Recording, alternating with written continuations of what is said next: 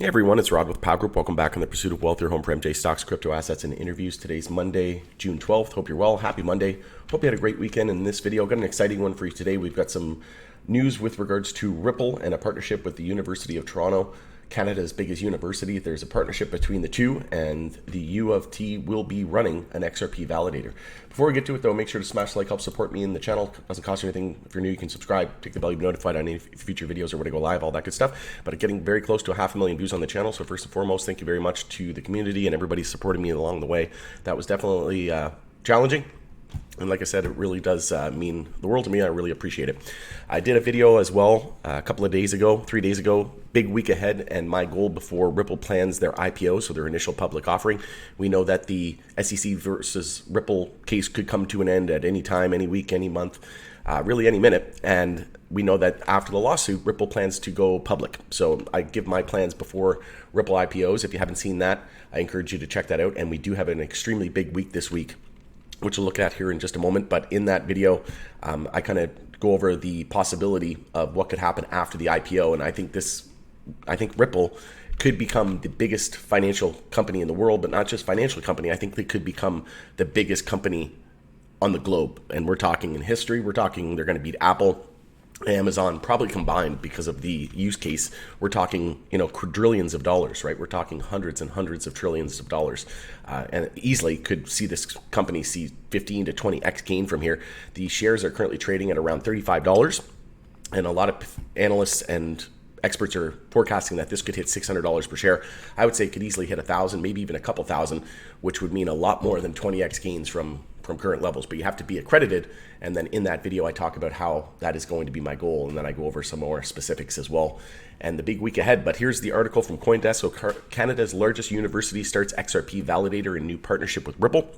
And we know that Ripple set up an office in Toronto as well. And this is all in the face of an SEC lawsuit, right? Ripple has continued to fight tooth and nail. By the time this is all over, it'll be about $200 million in legal fees battling the SEC. And we know that there's some legislation going through Congress right now as well that could potentially make the SEC have to pay all of Ripple's legal fees. So that the SEC can't just go trigger happy and sue everybody into oblivion if they're actually incorrect. And the lawsuit that they bring on to a company is, goes in the defendant's favor, not the plaintiff, then the SEC would be held accountable and have to pay for those legal fees. So imagine if the SEC was wrong in the facts, wrong on the history, wrong on the law, and Ripple wins, they potentially could have to pay Ripple's $200 million in legal fees. That's huge ramifications, right? Especially since it's taxed, the people that are paying for that through their tax dollars, right?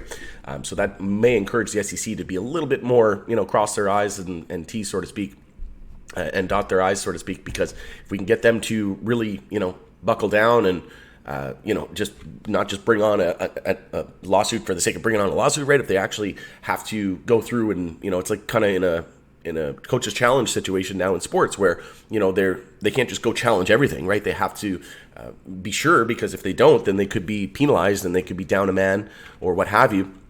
And then that could result in another score, right? So again, this is just to level the playing field, in my opinion, is a great idea, because we can't just have this corrupt agency suing everybody.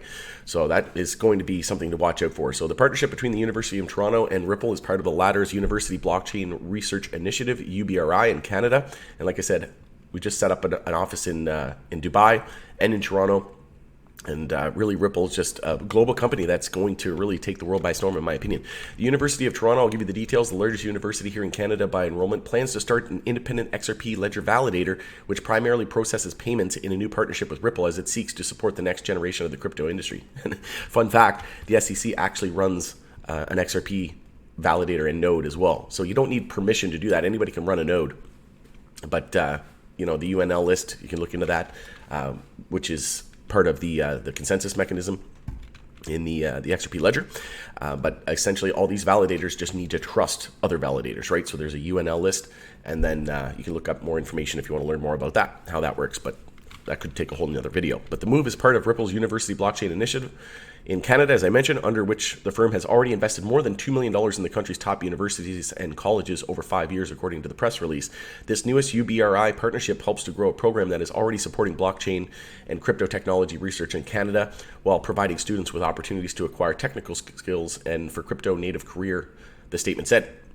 The University of Toronto joins current Canadian UBRI partners, University of Waterloo and Toronto Metropolitan University, Ripple said in the statement.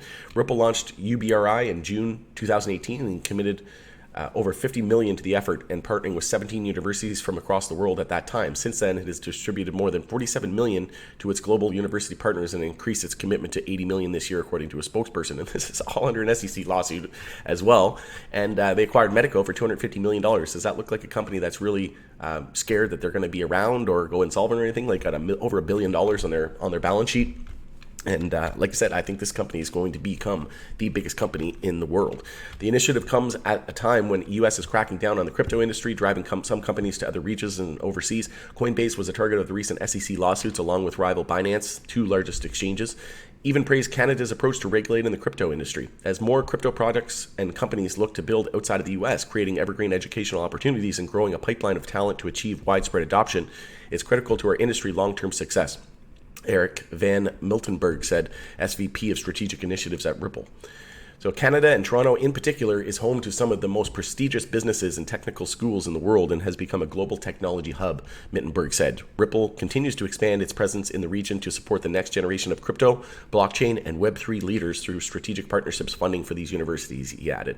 And also been hiring a lot of people as well, right? We know they opened a new office in Toronto. So this is all good. This is all fine and good. And like I said, it's just a testament to how Ripple is one of the leaders in the space, if not one of the, the leader, the biggest leader in the space with regards to blockchain and crypto and Web3. But here's the article from CoinGape. So XRP lawsuit, US SEC takes caution about Bill Hinman ahead of June 13th. So we know that they removed Bill Hinman's bio from the SEC website. And tomorrow is when the Hinman emails are due to be unsealed. So expect some fireworks tomorrow. We'll finally figure out what's in those emails, hopefully. And as Brad Garlinghouse said, it's going to be very damning and it's going to shock everybody. But us, XRP and Ripple enthusiasts, we probably won't be shocked because we know how shady that agency is and to begin with, right? And then U.S. Financial Services Committee sets date to discuss further future of crypto. And this is going to be for June 13th, tomorrow as well, at 2 p.m. Eastern time. So like I said in this video here, it's a big week ahead. We've got the unsealing of the Hinman documents tomorrow, and then we've got the Financial Services Committee hearing with Patrick McHenry as the chairman. And like I said, it's the future of digital assets, providing clarity for the digital asset ecosystem. This could be huge. This could be a massive week. But like I said, don't be surprised if we do see, I think we could see a little bit more downside, maybe see XRP around the mid 30-cent level USD, and then we could start to recover and start to head back towards some important resistances and breakouts. But like I said, this is going to be a massive day tomorrow, and then to furthermore to that, on Wednesday, on June 14th, we actually have the FOMC interest rate decision. So we'll see. It's expecting a potential pause here, and if that were to happen, that would send the markets even more explosive to the upside. So like I said, very, very big week this week, and specifically tomorrow and Wednesday. And I'm excited. It's really exciting to be near the end of this lawsuit. I'm just ready for the damn thing to be over. It's been almost 3 years, and we know that this lawsuit is just absolutely ludicrous. There's no fraud in it, but we know that XRP is not the security. Even the judges in the case say that the SEC doesn't have any faithful allegiance to the law, and they're just crafting their own reality, right? They're getting sue happy. They're going after all the exchanges now, the on-ramps, right, which are the big beneficiaries of all these trading and fees that they get on trades, and that's really eating into the profits of the banks, right?